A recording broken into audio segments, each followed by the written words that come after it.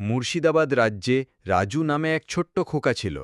সে ছিল চঞ্চল, প্রায় গ্রামের বিভিন্ন জায়গায় সে ঘুরে বেড়াত। পুচকির সাথে তার ভাব মিলত খুব।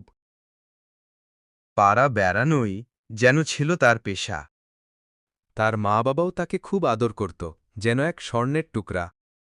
এরপর হঠাৎই একদিন রাজা এসে বললেন গ্রাম ছেড়ে চলে যাওয়ার জন্য, কারণ তারা কর দিতে পারছিলেন না। এতে বিভ্রান্ত হয়ে তারা রাজদরবারে যান এবং রাজার কাছে কিছু মাসের সময় চান। এতে রাজা কোনোভাবেই রাজি হননি, বরং তাদেরকে এই গ্রাম ছাড়বার কথা বলেন। অতপর রাজু এবং তার মা বাবা গ্রাম ছাড়তে বাধ্য হয়, কিন্তু তাদের মন থেকে বাড়ি ছাড়বার ইচ্ছে ছিল না। তারা শহরে থাকে এবং ঠিক 10 বছর পর রাজু হয় একজন পুলিশ অফিসার।